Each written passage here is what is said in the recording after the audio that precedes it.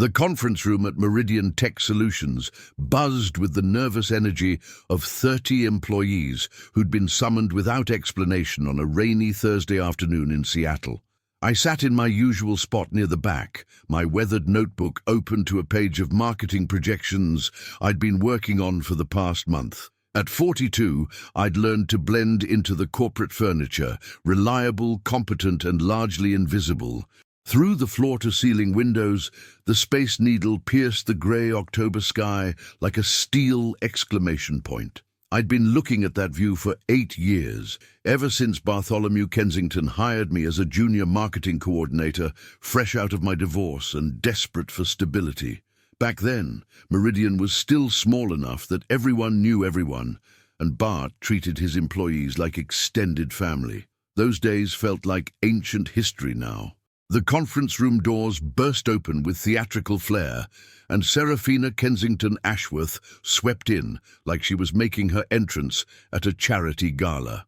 At 28, she possessed the kind of polished beauty that money could buy and maintain.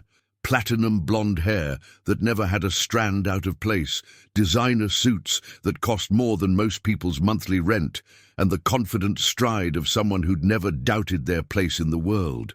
Behind her trailed 2 men in expensive suits, her husband, Reginald Ashworth III, a trust fund baby who'd somehow convinced Harvard Business School to give him an MBA, and the family's lawyer, a sharp-eyed man named Cornelius Blackthorne, who looked like he charged by the minute. "Good afternoon, everyone," Serafina announced, her voice carrying the kind of authority that came from never being told no. She positioned herself at the head of the conference table, her manicured hands resting on a leather portfolio that probably cost more than my monthly car payment. The room fell silent, except for the soft patter of rain against the windows and the distant hum of Seattle traffic. I noticed my colleagues exchanging worried glances. Mass meetings like this usually meant layoffs or restructuring, neither of which boded well for job security. "As you all know," Serafina continued, her smile as cold as the October wind outside, "my father recently decided to step back from day-to-day operations due to his health concerns." Health concerns. That was one way to describe the mild heart attack Bart had suffered 6 weeks ago. The man who'd built Meridian from a 2-person startup in his garage was now relegated to consultant status while his daughter seized control of his life's work. Effective immediately, I'll be serving as CEO and President of Meridian Tech Solutions. My husband, Reginald, will take over as Chief Financial Officer, and we'll be implementing some necessary changes to ensure this company's continued profitability and growth. I felt a familiar knot forming in my stomach. In my experience, necessary changes was corporate speak for people are about to lose their jobs. Serafina opened her portfolio with the precision of a surgeon, pulling out a stack of documents. "We've conducted a comprehensive review of all departments and personnel. Some of you have proven yourselves valuable assets to this organization. Others—" She let the word hang in the air like a threat. My phone buzzed with a text message. A quick glance showed it was from Bart. "Stay strong, Zephyr. This isn't over. Zephyr Blackstone." Even my name sounded like something from a fantasy novel, courtesy of hippie parents who'd thought it would be unique. I'd spent most of my childhood wishing for something normal like John or Michael, but over the years I'd grown into it. It suited me, Bart always said, someone who could weather any storm. "Let's start with the marketing department," Serafina said, her grey eyes scanning the room until they found me. "Zephyr Blackstone, would you please stand up?" The request hit me like ice water. Around the table, 30 pairs of eyes turned toward me, and I felt heat rise in my cheeks. This wasn't how these things usually went. Public singling out was never a good sign. I stood slowly, my chair scraping against the polished floor. At 6'2", I had a few inches on most people in the room, but standing there under Serafina's predatory gaze, I felt small and exposed. "Zephyr has been with us for 8 years, she continued, her voice taking on the tone of a prosecutor addressing a jury. 8 years during which he's held the same position, shown minimal initiative for advancement, and consistently delivered what I can only describe as Adequate work. The words stung because they contained just enough truth to be devastating. I had stayed in the same role, partly by choice and partly because Bart had never pushed me to climb the corporate ladder. I'd been content to do good work, support my colleagues, and maintain the work-life balance that had been so important after my divorce. Furthermore, Serafina continued, pulling out a manila folder, our review has uncovered some concerning patterns in his project management and client relations. My mouth went dry. What kind of patterns? The Morrison account, for example, 3 months behind schedule and significantly over budget. The Patterson campaign that received such negative feedback, we had to issue a public apology. The Steinberg project that was ultimately cancelled due to what our clients called lack of vision and execution. Each accusation felt like a physical blow, partly because I couldn't immediately refute them, and partly because she was stripping away 8 years of relationships and respect in front of my colleagues. The Morrison account had been delayed because the client kept changing requirements. The Patterson campaign had received negative feedback, but it had also generated a 15% increase in sales. The Steinberg project had been cancelled, but that was due to their budget constraints, not my performance. But explanations and context didn't matter in this moment. What mattered was that Serafina Kensington Ashworth was systematically destroying my professional reputation in front of everyone I worked with. Therefore, she said, her voice rising for dramatic effect, effective immediately, Zephyr Blackstone's employment with Meridian Tech Solutions is terminated. The silence that followed was deafening.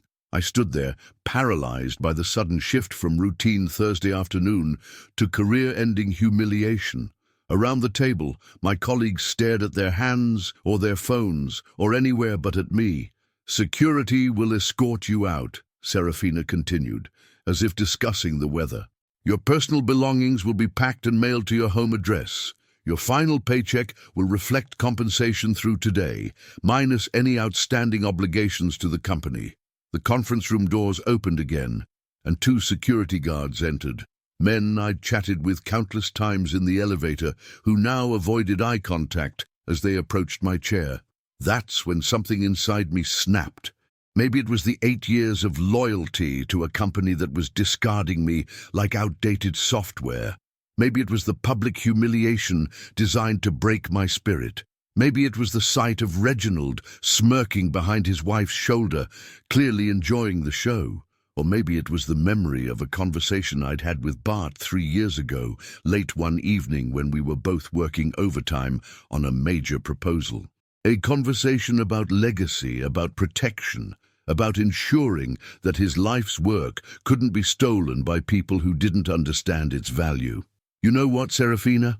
I said, my voice carrying clearly across the silent room. You're absolutely right. I'm not the kind of employee you need for the direction you want to take this company. She looked surprised by my calm response, perhaps expecting tears or pleas for reconsideration. But before I go, I continued, reaching into my jacket pocket for my phone, there's something everyone in this room should know about Meridian Tech Solutions. Mr. Blackstone. Cornelius Blackthorne spoke for the first time, his voice sharp with warning. I strongly advise you not to make any statements that could be construed as defamatory or— Oh, this isn't defamatory, I interrupted, pulling up the photos I'd stored on my phone 3 years ago and never thought I'd need to use. This is just factual information about trademark ownership. The room went dead silent, except for the rain against the windows and the soft hum of the air conditioning system. You see, I said, looking directly at Serafina, your father was a very smart man, smart enough to know that sometimes the people you trust most are the ones most likely to betray you. I held up my phone, showing the first document, a trademark registration form filed with the United States Patent and Trademark Office. The name Meridian Tech Solutions, along with all associated branding, logos and intellectual property, isn't registered to Bartholomew Kensington or Kensington Holdings LLC. Serafina's face had gone pale, her confident demeanor cracking like ice in spring. "It's registered to a Delaware corporation called Blackstone Intellectual Properties," I continued, savoring each word. "A corporation that was established 3 years ago with a single shareholder and president." I looked around the room, making eye contact with as many of my soon-to-be former colleagues as possible. Me. The silence in the conference room was so complete that I could hear the soft tick of the antique clock on the wall, a gift from Bart's first major client, back when landing a $5,000 contract felt like winning the lottery. Now that same clock was marking the seconds as his daughter's world crumbled around her. Serafina's perfectly composed mask had slipped entirely, revealing something raw and desperate underneath. Her grey eyes darted between my phone screen and Cornelius Blackthorne, seeking some legal lifeline that clearly wasn't coming. "That's impossible," she said, her voice lacking its earlier authority. "My father would never... He wouldn't do something like that without telling the family." "Your father," I said quietly, "knew exactly what kind of person you are, Serafina. He's known for years." Reginald had stopped smirking. His prep school confidence had evaporated, replaced by the panicked expression of someone watching their meal ticket disappear. "This is some kind of fraud, blackmail. You can't just steal a company's name." I pulled up the next document on my phone, the corporate filing papers, complete with notarized signatures and state seals.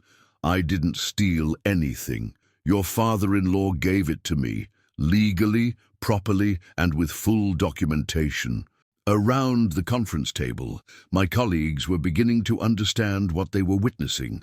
Marlo Chen, the head of IT, who'd always treated me with professional respect, was leaning forward with something approaching admiration. Juniper Rodriguez from accounting had her hand over her mouth, eyes wide with shock. Bartholomew was facing some family pressures 3 years ago, I continued, my voice steady despite the adrenaline coursing through my veins. Certain relatives were making noise about taking control of the company, about pushing out the dead weight and maximizing profitability. He wanted to ensure that his life's work couldn't be hijacked by people who saw it as nothing more than an ATM. Cornelius Blackthorne was furiously typing on his BlackBerry, probably trying to verify what I was telling them.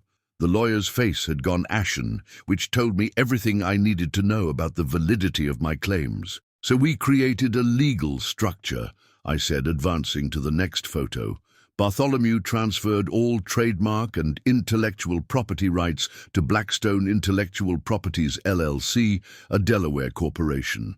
In exchange, he received a perpetual exclusive licensing agreement that allowed him to continue operating the business exactly as he always had." Serafina found her voice, though it came out strained and higher than usual. "Even if that's true, my father is incapacitated. I have power of attorney.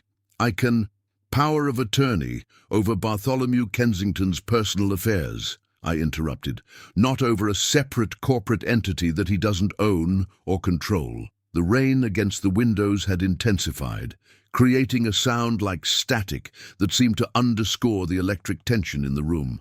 Seattle's grey October sky had darkened further, making the conference room lights feel harsh and unforgiving. "This is extortion," Reginald said, his voice cracking slightly. "You're trying to leverage some legal technicality to what?" I asked, genuinely curious. "To keep my job. You just fired me in front of 30 people. To get money? I already have what I need. To hurt the company. Why would I destroy something I legally own?" That stopped him cold. The full implications were starting to sink in around the room. "Mr. Blackthorne," Serafina said, turning to her lawyer with desperation creeping into her voice, "tell me this isn't legally binding. Tell me there's some way to contest this." Cornelius looked up from his phone, his expression grim.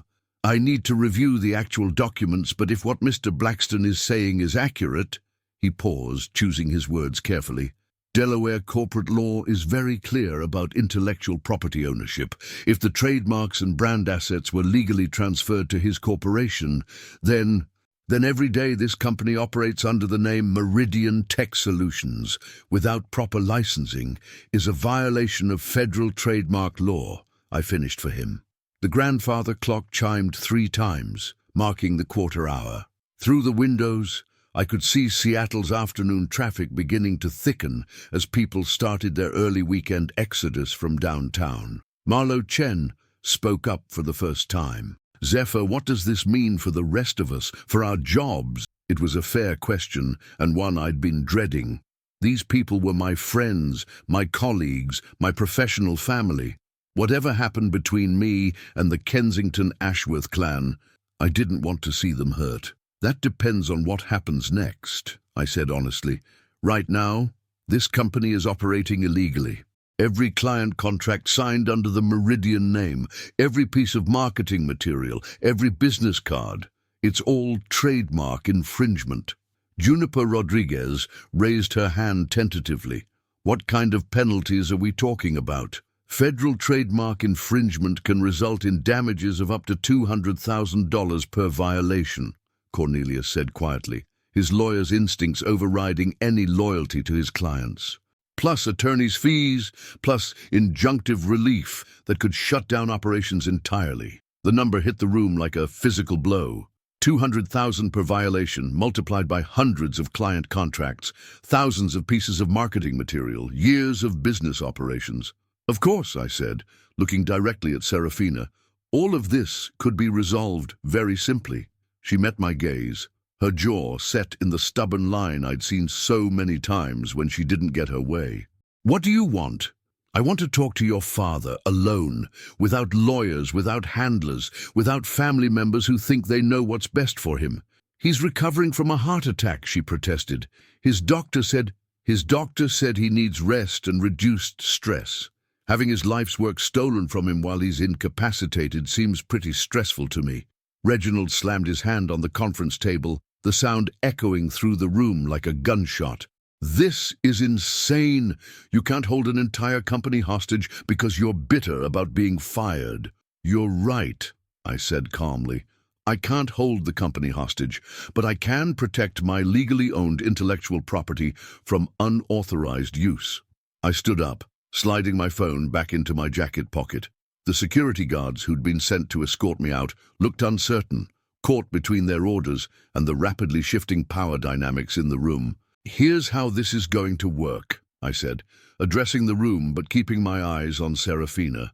"I'm going to walk out of here today as planned, but effective Monday morning, any continued use of the Meridian Tech Solutions name, logo, or associated branding without proper licensing will result in immediate legal action." "You bastard," Serafina whispered, the veneer of corporate professionalism finally cracking completely. "Your father trusted me with his legacy because he knew I'd protect it," I replied. "Not from competitors, not from market forces, but from family members who see it as their inheritance rather than his life's work." I turned to address my colleagues, these people I'd worked alongside for 8 years. "I want you all to know that whatever happens here, you're not the enemy. You're good people doing good work, and I hope we can find a way to preserve that." Marlo Chen stood up, extending his hand. "Whatever you decide to do, Zephyr, I hope you remember the people who respected your work, even when others didn't."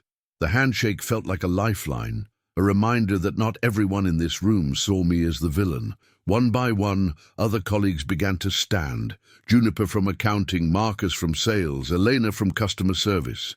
Not all of them, but enough to make it clear that Serafina's character assassination hadn't been as effective as she'd hoped. "This isn't over," she said as I moved toward the door. "No," I agreed.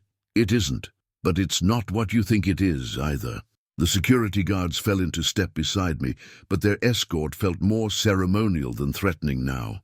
As we walked through the familiar hallways of Meridian Tech Solutions, past the break room, where I'd eaten thousands of lunches, past the cubicles where I'd collaborated on countless projects, I felt a strange mixture of sadness and liberation. 8 years of my life were ending, but something else was beginning, something I'd never planned for but had been preparing for without knowing it. In the elevator down to the lobby, one of the security guards, a man named Franklin, who'd always asked about my weekend plans, spoke quietly. "For what it's worth, Mr. Blackstone, Most of us knew you were getting a raw deal. That girl's been gunning for people since the day she showed up. The elevator doors opened onto the marble lobby where I'd started so many workdays, where I'd met clients and welcomed visitors, and felt like I belonged to something larger than myself. Now I walked out into the Seattle rain, unemployed and uncertain, but carrying with me the power to reshape everything I was leaving behind. My phone buzzed with a text from Bart. "Meet me at the hospital cafeteria in an hour.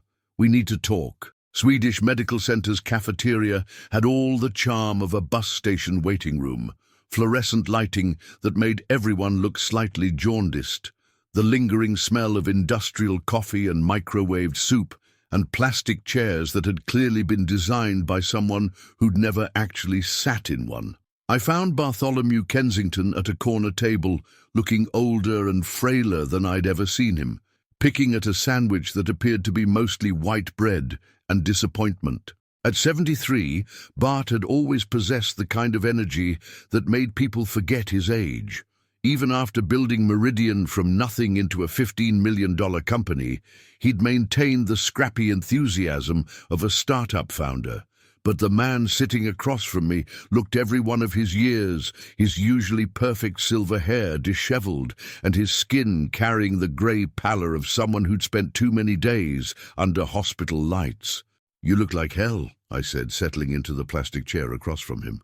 Bart chuckled, a sound that turned into a slight cough. "You should see the other guy, although I suppose you just did, metaphorically speaking." Through the cafeteria windows, Seattle's skyline stretched toward Elliott Bay, where ferries moved like white toys across the grey water. The late afternoon light had that peculiar Pacific Northwest quality that made everything look like it was filmed through a soft filter. "How much did you hear?" I asked. "Marlowe called me 20 minutes after you walked out, said my darling daughter managed to turn your termination into a corporate coup." Bart's eyes, though tired, still held the sharp intelligence that had built an empire from a garage startup. "He also said you handled it with more class than she deserved." I pulled out my phone and showed him the photos I'd displayed in the conference room. "I didn't think I'd ever need to use these." "No, I was hoping you wouldn't," he admitted, studying the documents with the focus of someone reviewing battle plans. "I created that structure as insurance, not as a weapon. But insurance only works if you're willing to file a claim when disaster strikes." A group of nurses passed our table, their scrubs rustling softly as they discussed shift changes and patient care. The mundane normalcy of it felt surreal after the corporate drama I'd just walked out of. "Why me, Bart?" I asked the question that had been nagging at me for 3 years. "You could have transferred those rights to anyone. Your lawyer, a trusted board member, even set up a foundation. Why give that kind of power to a mid-level marketing coordinator?" Bart set down his sandwich and leaned back in his chair, wincing slightly as he adjusted his position. The heart monitor beneath his shirt beeped softly, a mechanical reminder of his mortality. "You know, I started Meridian in 1987 with $5,000 and a conviction that small businesses deserved the same quality of marketing consultation that Fortune 500 companies could afford," he said, his voice carrying the cadence of someone telling a familiar story. "For 15 years, it was just me, grinding out proposals, cold-calling prospects, building relationships one client at a time. I'd heard this story before, but never in this context, never with the weight of recent events giving it new meaning. When the business started growing, when I could afford to hire employees, I made myself a promise. I would never become the kind of boss who forgot what it felt like to worry about rent, to choose between health insurance and groceries, to wonder if your job would exist next month." A woman at the next table was crying quietly into her coffee, probably dealing with news about a loved one. The cafeteria was full of these small human dramas, people facing life-changing moments over vending machine sandwiches and bitter coffee. "Serafina grew up wealthy," Bart continued. "Not just comfortable, wealthy. Private schools, European summers, a car for her 16th birthday that cost more than most people make in a year. She's never known what it means to be afraid of losing everything you've worked for. And you think I do. I know you do. I've watched you for 8 years, Zephyr. I've seen how you treat the interns, how you stay late to help colleagues with their projects, how you never forgot where you came from. When I was deciding who to trust with my legacy, the choice was obvious. My phone buzzed with a call from an unknown number. I let it go to voicemail, figuring it was probably a journalist or someone else who'd already gotten wind of the afternoon's events. "There's something else," Bart said, his voice dropping to a more serious tone. "Something I need you to know before you decide what to do next." He pulled out his own phone, scrolling through what looked like email messages. 3 months ago, Serafina and Reginald approached me with a proposal. They wanted me to step down as CEO and take on a consultant role while they modernized the company. That doesn't sound unreasonable. It wasn't, until I saw their business plan. His jaw tightened. The expression I'd seen countless times when he was dealing with a client who didn't understand the value of what we provided. They wanted to eliminate 80% of our current staff, outsource all creative work to overseas contractors, and focus exclusively on Fortune 500 accounts. The implications hit me like cold water. They wanted to gut everything you built. Everything. The small business clients who've been with us for years. Gone. Not profitable enough. The collaborative culture that makes people want to work here. Replaced with corporate hierarchy and efficiency metrics. The personalized service that's our competitive advantage. Sacrificed for scalability. Bart's phone rang, and I saw Serafina's name on the screen. He declined the call without hesitation.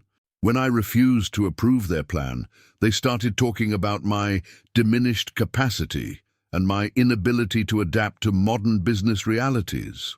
That's when I knew I needed to take protective measures. The pieces were falling into place, painting a picture of corporate betrayal that made my public humiliation seem almost trivial by comparison.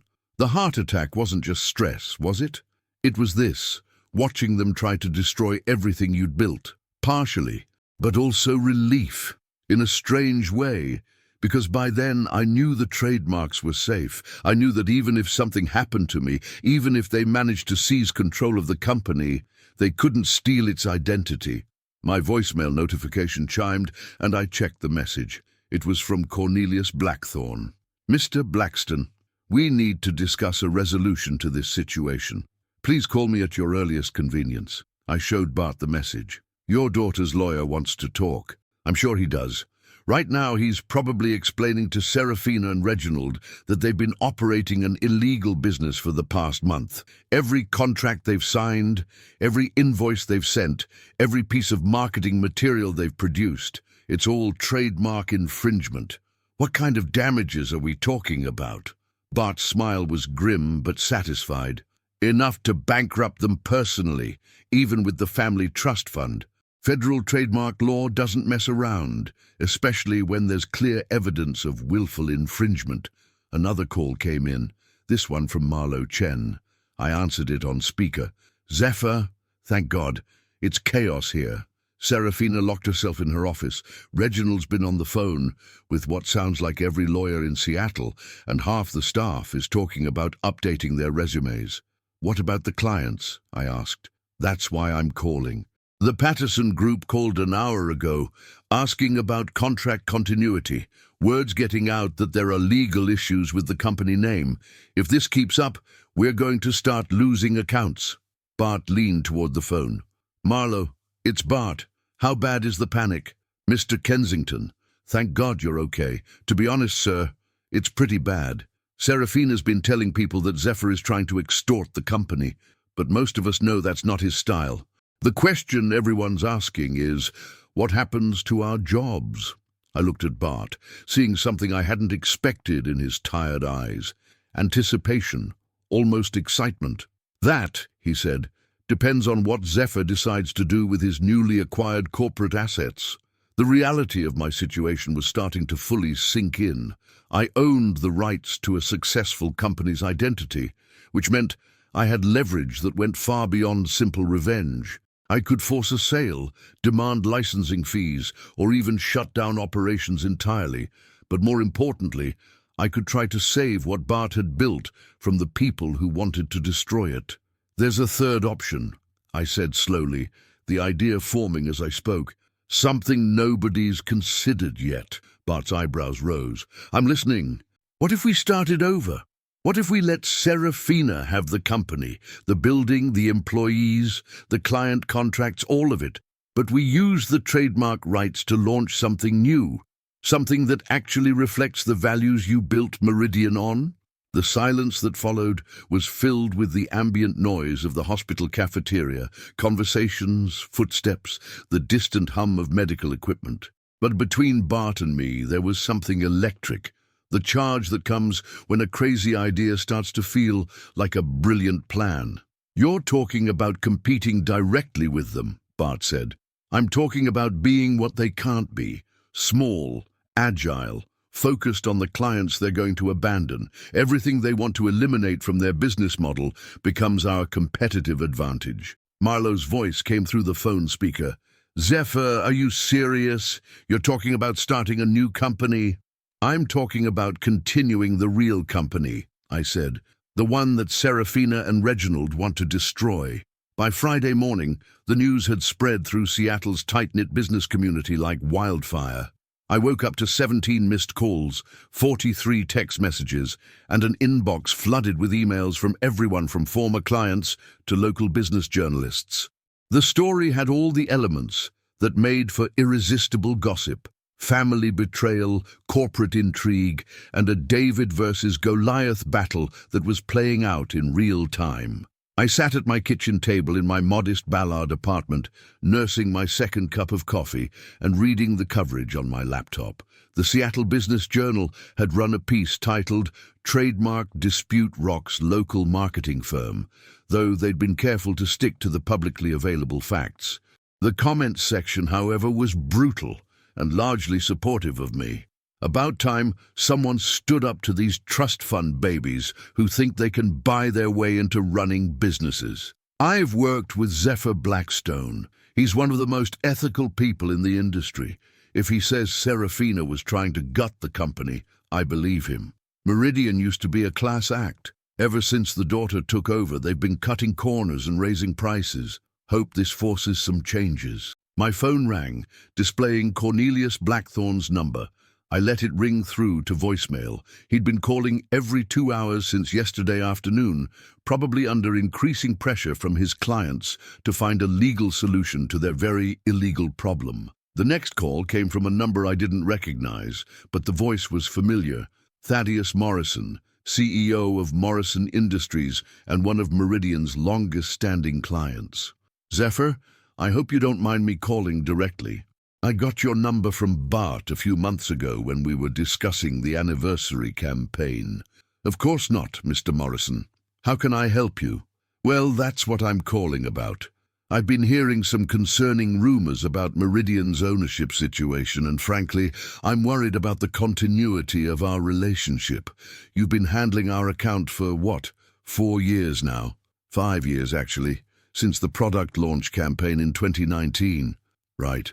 And in that time, you've become an integral part of our marketing strategy. So when I heard that there might be some disruption at Meridian, I wanted to reach out directly. I could hear the concern in his voice, but also something else, opportunity. Mr. Morrison, I appreciate your confidence in our working relationship. The situation at Meridian is complex, but I can assure you that your campaigns and projects won't be affected. That's what I was hoping to hear. Because between you and me, I've been less than impressed with the new leadership there. The proposals they've been sending lately feel generic, like they're using some kind of template instead of the customized approach we've come to expect. This was exactly what Bart had predicted. Serafina and Reginald's efficiency-focused approach was already alienating the clients who valued personal relationships and customized service. I understand your concerns, I said carefully, and I want you to know that regardless of what happens with corporate structures and ownership issues, my commitment to delivering excellent work for Morrison Industries remains unchanged. I'm glad to hear that. In fact, I'd like to schedule a meeting next week to discuss our Q1 campaigns. Can you make that happen? Absolutely. I'll be in touch early next week with some scheduling options. After hanging up, I stared at my phone for a long moment. I'd just committed to delivering services for a client while technically being unemployed and in the middle of a corporate battle. But something about the conversation had crystallized my thinking about what came next.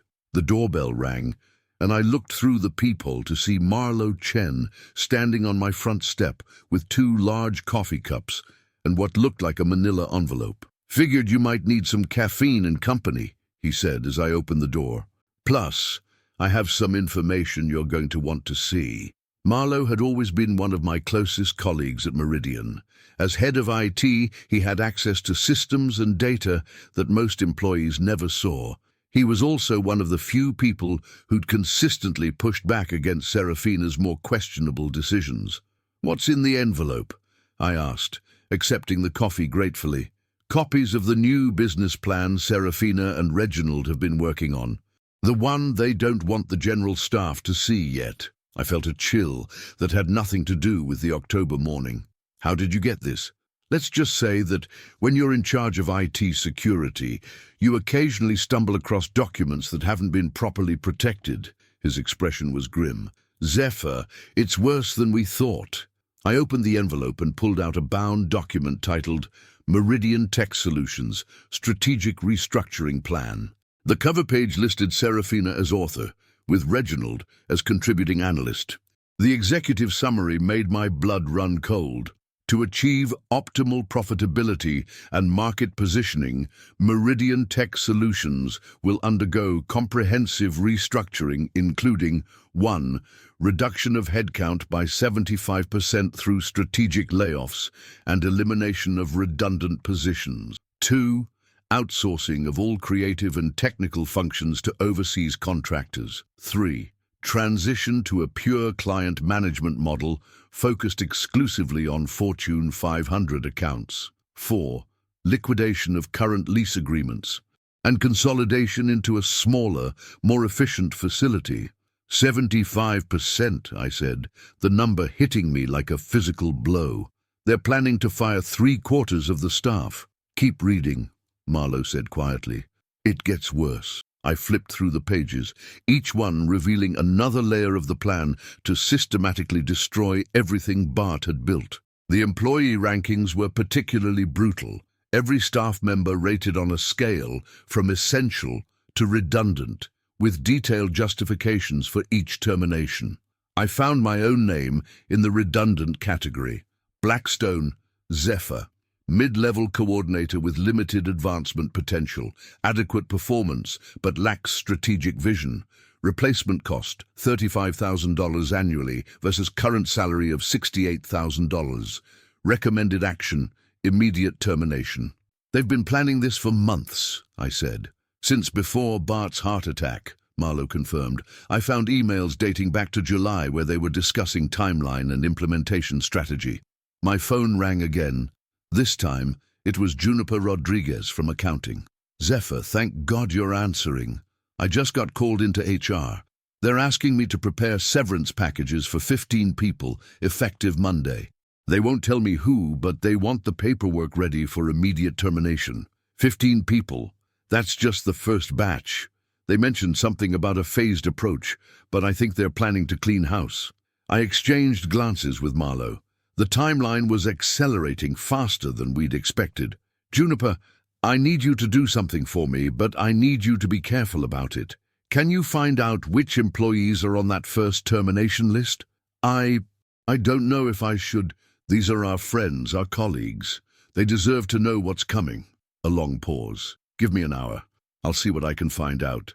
After hanging up, I walked to my window overlooking the Ballard waterfront. Fishing boats were heading out for the day, their crews preparing for honest work in dangerous conditions. The sight reminded me of something Bart had said years ago. "Business is like fishing. You can use factory ships to strip mine the ocean, or you can use smaller boats to build sustainable relationships with the water. One approach makes quick money, the other builds something that lasts." "Marlo," I said, turning back to him, How many people would it take to start a new marketing firm? Depends on what kind of firm you want to build. Why? Because I think it's time to stop playing defense and start playing offense. I grabbed my laptop and opened a new document. Here's what I'm thinking. We let Serafina have the company, the building, the overhead, the corporate bureaucracy, all of it. But we take the people she's going to fire anyway, and we take the clients who value personal relationships over efficiency metrics. You're talking about poaching employees and clients. I'm talking about offering a life raft to people who are about to be thrown overboard. And I'm talking about giving clients an alternative when Serafina's new business model fails to meet their needs. Marlowe was quiet for a long moment, considering the implications.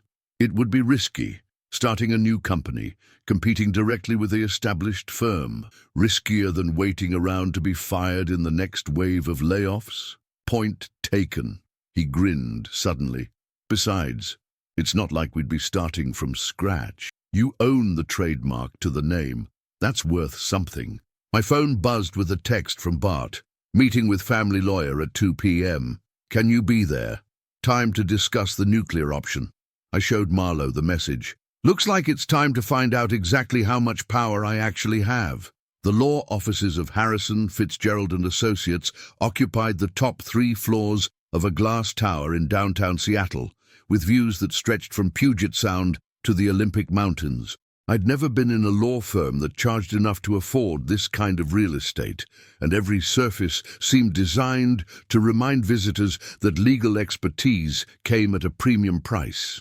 Bartholomew Kensington sat across from me in a conference room that could have doubled as a boardroom for a Fortune 500 company, looking more like his old self despite the circumstances. He'd traded his hospital gown for one of his signature navy suits, though I noticed the way he favored his left side when he moved, a reminder that his recovery was still ongoing. Beside him sat Eleanor Fitzgerald, the senior partner whose reputation for corporate law was matched only by her reputation for ruthless efficiency.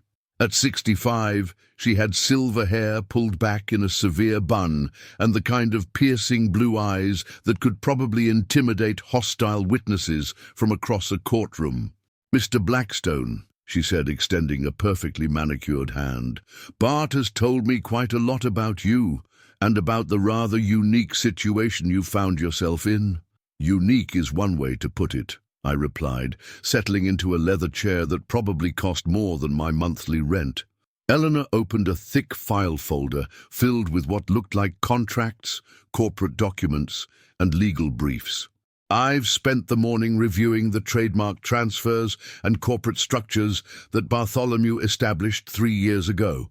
From a legal standpoint, your position is remarkably strong." She pulled out a document I recognized.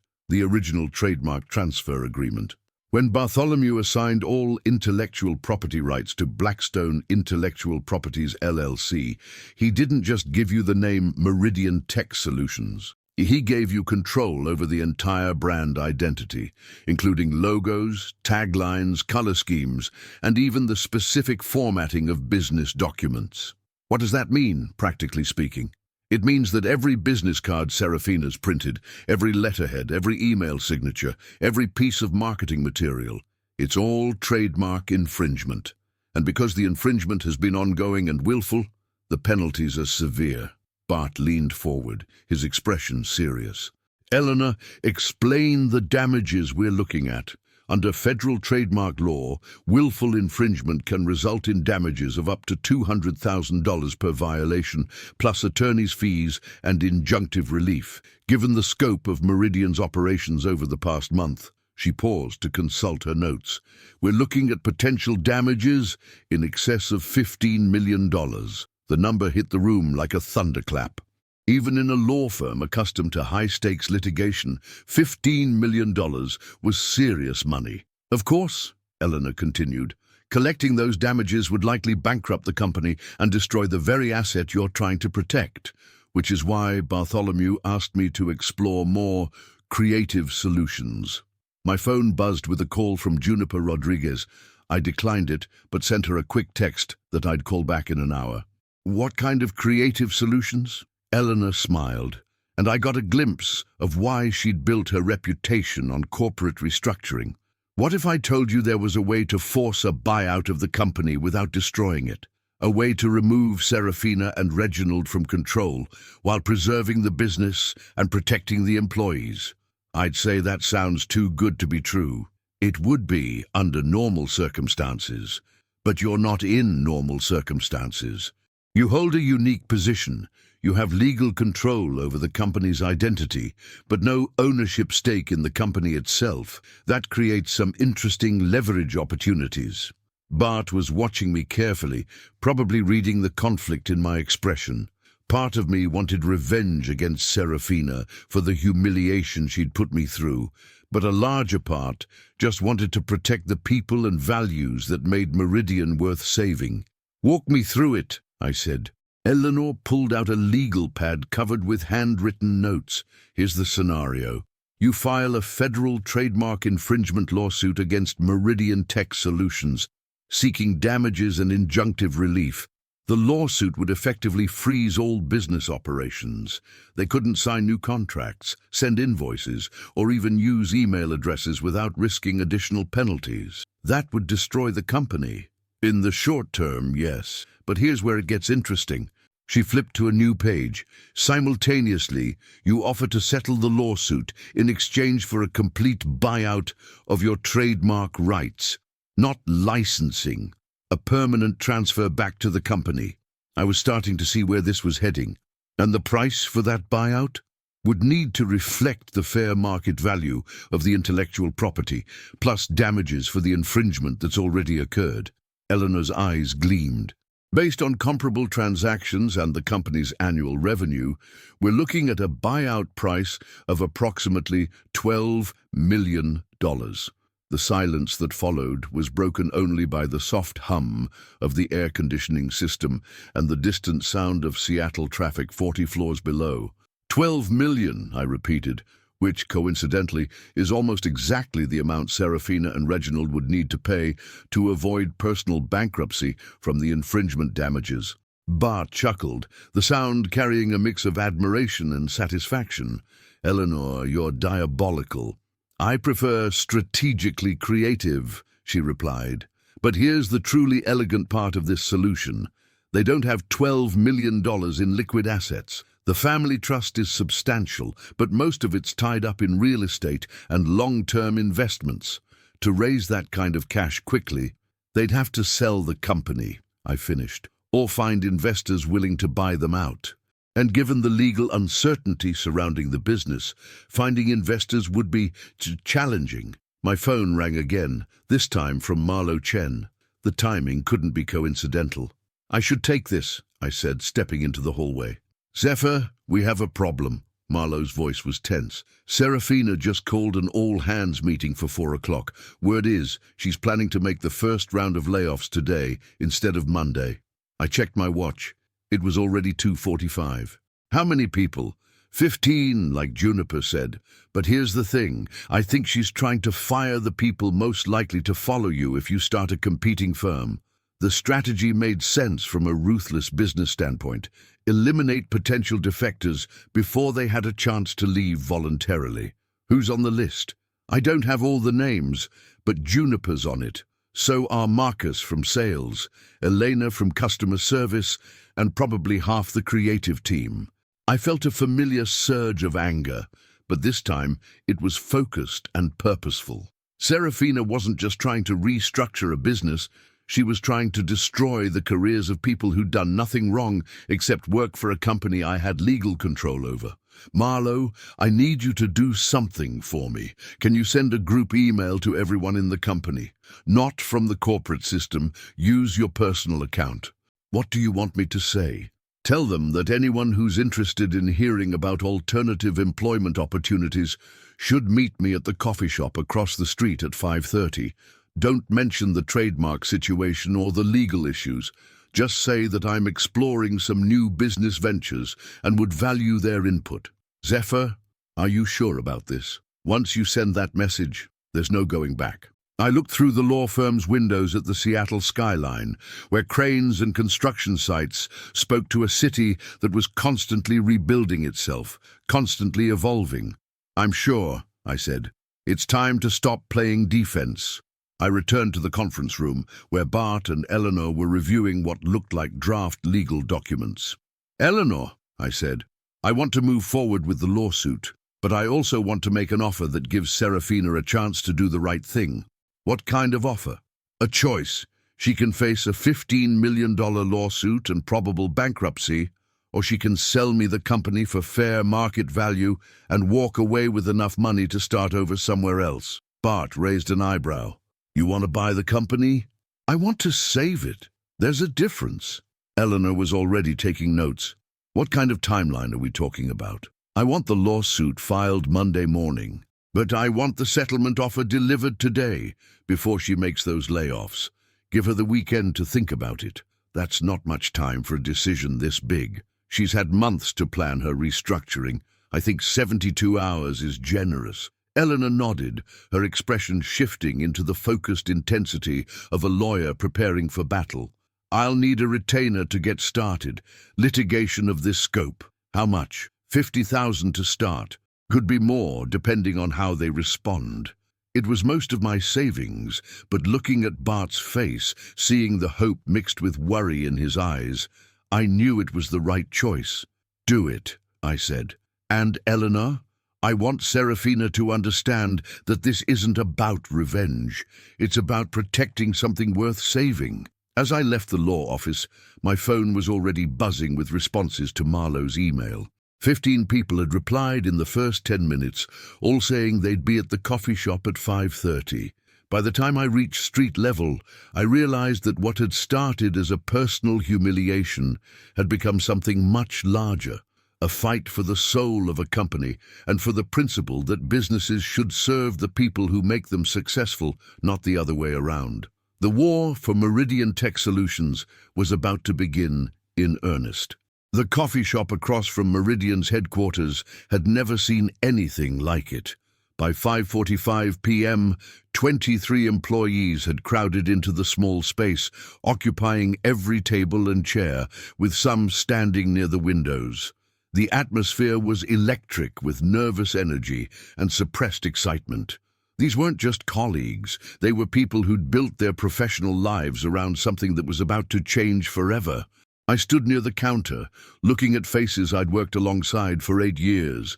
Marlo Chen sat at a corner table, his laptop open, ready to take notes.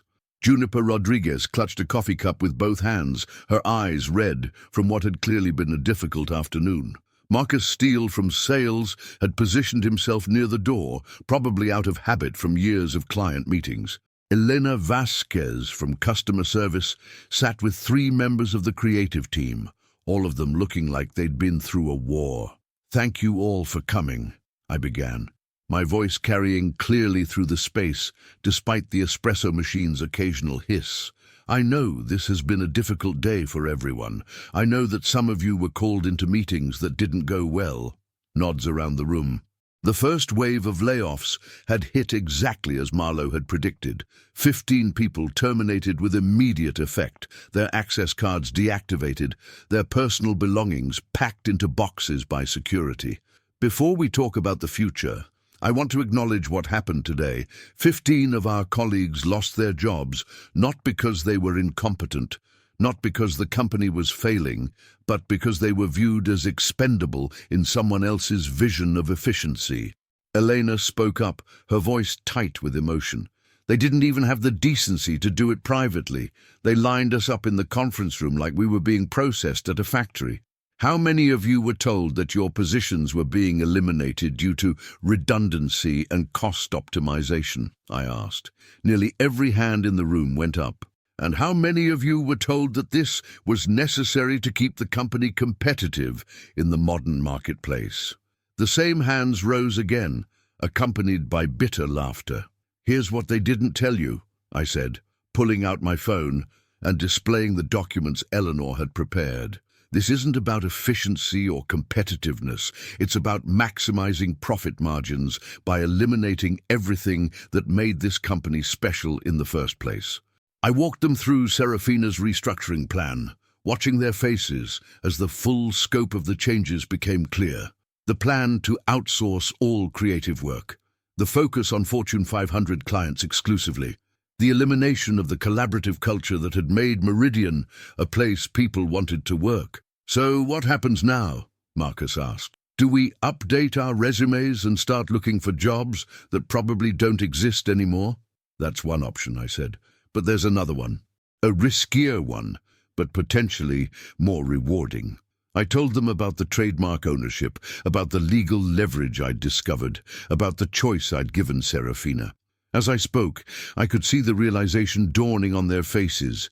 This wasn't just about individual job security. This was about preserving something they'd all helped to build. "What are you proposing?" Juniper asked. "I'm proposing that we start over. Not from scratch, but from the values that made Meridian worth working for in the first place. Small business focus, collaborative culture, personal relationships with clients, everything that Serafina's plan would eliminate." Marlowe looked up from his laptop. "You're talking about a new company. I'm talking about the real Meridian, the one that exists in this room, in the relationships we've built, in the work we've done together. The name might be tied up in legal proceedings, but the soul of the company, that's sitting right here." My phone buzzed with a text message. I glanced at it and felt my heart rate spike. It was from Eleanor Fitzgerald. "Serafina just called. She wants to meet tonight. 8 p.m. at her lawyer's office. She's ready to discuss terms." I showed the message to Marlowe, who whistled softly. "That was fast." "What does it mean?" Elena asked. "It means that the legal pressure is having the intended effect. She's ready to negotiate rather than fight." But even as I said it, I felt a familiar knot of anxiety in my stomach. Serafina Kensington Ashworth had never been someone who backed down easily. If she was ready to negotiate, it either meant she was truly desperate or she had something up her sleeve. "Regardless of what happens in that meeting," I continued, "I want each of you to know that you have options. If you're interested in being part of something new, something that puts people and values ahead of profit margins, then we can make that happen." "What about money?" Marcus asked the question everyone was thinking. "Starting a new company means giving up steady paychecks, benefits, security. It means taking a risk," I acknowledged. "But it also means owning a piece of something you help build. It means working for clients who value what you do. It means being part of a team instead of a cog in a machine." I looked around the room at these people who'd become more than colleagues over the years. They were friends, creative partners, the human foundation of everything good about Meridian Tech Solutions. I'm not asking anyone to decide tonight, but I am asking you to think about what you want your professional life to look like. Do you want to work for people who see you as a cost to be minimized, or do you want to work for something you believe in? The conversation continued for another hour, with people sharing their experiences from the day, their concerns about the future, their ideas for what a new company might look like. By the time we broke up, 12 people had expressed serious interest in joining whatever came next. As the group dispersed, Marlowe approached me with a concerned expression. "Zephyr, I hope you know what you're doing. If this meeting with Serafina goes wrong, if she doesn't accept your terms, then we'll deal with whatever comes next," I said. "But I'm not going to let her destroy something worth saving just because she can't see its value." At 7:45 p.m., I stood outside the offices of Blackthorne and Associates, the law firm that had represented the Kensington family for over 2 decades. The building was smaller than Harrison, Fitzgerald and Associates, but it radiated old money and established power. This was where Seattle's founding families came to handle their legal affairs, where handshake agreements were worth more than contracts. Eleanor Fitzgerald met me in the lobby, looking like she'd been preparing for battle. She carried a leather briefcase that probably contained enough legal firepower to level a small corporation. "How do you want to play this?" she asked as we waited for the elevator. "Professionally, fairly, but firmly. I want her to understand that this isn't personal revenge. It's about protecting something valuable. And if she doesn't see it that way, then we proceed with litigation and let the courts decide. The elevator opened onto a mahogany-paneled corridor lined with oil paintings of distinguished-looking men in judicial robes. We were shown into a conference room where Serafina sat flanked by Cornelius Blackthorne and another lawyer I didn't recognize. Serafina looked older than she had just 24 hours earlier. Her perfect composure had cracked, revealing something raw and desperate underneath. Her platinum blonde hair was still immaculate, but her eyes held the kind of exhaustion that comes from sleepless nights and impossible choices. "Zephyr," she said as we entered, her voice lacking its usual authority. "I think we need to talk." I took the seat across from her, Eleanor beside me. The conference table was polished to a mirror shine, reflecting the tension in the room back at us. "I'm listening," I said. "This has gotten out of hand. What started as a simple personnel decision has become complicated. I think we can find a way to resolve this that benefits everyone."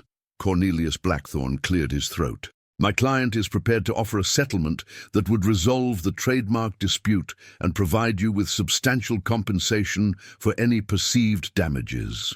"What kind of settlement?" Eleanor asked. Serafina leaned forward. "I'm prepared to offer you $2 million, plus a consulting agreement that would pay you $150,000 annually for the next 5 years. In exchange, you would transfer all trademark rights back to Meridian and agree not to compete with the company for a period of 10 years. It was a generous offer, more money than I'd ever imagined having. But it was also a golden cage, designed to neutralize me while preserving Serafina's ability to implement her destructive restructuring plan. "That's not acceptable," I said quietly. "It's $7.5 million total," Serafina said, her voice rising slightly. "More than you'll make in your entire career as a marketing coordinator. It's also a non-compete agreement that would prevent me from helping the people you're planning to fire. This is business, Zephyr. It's not personal. Everything about this is personal," I replied. "You made it personal when you humiliated me in front of my colleagues. You made it personal when you planned to fire people who've done nothing wrong. You made it personal when you decided to destroy everything your father built." Eleanor pulled out a document from her briefcase. "Mr. Blackstone has a counter-proposal." She slid the paper across the table to Cornelius, who reviewed it with the kind of careful attention that suggested he was reading his own professional obituary. "Jesus Christ," he muttered. "What does it say?" Serafina demanded. "Your client is offering to sell you the entire company," Eleanor said calmly. "Building, equipment, client contracts, employee agreements, everything, for the fair market value of $8.5 million. That's impossible. We don't have that kind of liquid capital." "Then you have a choice to make," I said. "You can accept my offer and walk away with enough money to start over somewhere else, or you can fight a legal battle that will cost you everything and leave you with nothing." Serafina stared at me across the mahogany table, her gray eyes blazing with a mixture of hatred and desperate calculation. Outside the conference room windows, Seattle's evening lights twinkled like stars, the city continuing its relentless pace while our small drama played out in a room full of expensive furniture and family portraits. "You want to destroy me," she said finally. "I want to save something worth saving. If that means you have to find a new career, then that's a price I'm willing to pay." The silence that followed was broken by the soft chime of Serafina's phone. She glanced at it, and her face went pale. "What is it?" Cornelius asked. "The Seattle Times. They're running a story tomorrow about the trademark dispute. They interviewed 3 of our biggest clients." She looked up at me with something approaching respect. "You've been busy. I've been protecting my interests. And the interests of the people who actually make this company work." She stood up abruptly, her chair scraping against the floor. "I need time to think. This is my family's legacy. I can't just walk away from it." "Your family's legacy isn't a building or a bank account," I said. "It's the values your father instilled in that company, the commitment to helping small businesses succeed, the culture of collaboration and mutual respect. That's what you're really choosing between." As Serafina left the conference room, followed by her lawyers, I realized that the battle was far from over. But for the first time since this whole ordeal began, I felt like I was fighting for something worth winning. Eleanor packed her briefcase with the efficient motions of someone who'd won more battles than she'd lost. How do you think she'll decide? I think she'll make the choice that preserves her dignity and her bank account, which means we'll probably own a marketing company by the end of the week. And then what? I thought about the 23 people who'd crowded into that coffee shop, about the clients who'd called expressing concern about their account management, about Bart lying in a hospital bed, worrying about his life's work. Then we find out if it's possible to build something better from the ashes of something that was already pretty good. 3 days later, Serafina Kensington Ashworth signed the papers that transferred ownership of Meridian Tech Solutions to Blackstone Holdings LLC. She walked away with $8.5 million and a bitter understanding that sometimes the people you underestimate are the ones who hold the real power. I walked into the office that following Monday as the new owner of a company I'd been fired from just a week earlier. The first thing I did was call an all-hands meeting. We're going to make some changes, I told the assembled staff. We're going to remember what made this place special. We're going to treat each other with respect. And we're going to prove that putting people first isn't just good ethics, it's good business. 6 months later, Meridian Tech Solutions posted its highest quarterly revenue in company history. The people who'd been scheduled for termination became the core team that drove our expansion into new markets. The clients who'd been worried about account continuity became our most loyal advocates. And Serafina, she used her settlement money to start a consulting firm focused on corporate efficiency. Last I heard, she was struggling to find clients who trusted her with their company's future. Sometimes the best revenge is simply proving that the people who underestimate you were wrong. Sometimes the best way to win is to build something so good that it makes the alternative look foolish. Sometimes, when someone tries to destroy everything you care about, the only appropriate response is to take everything they have and use it to build something better.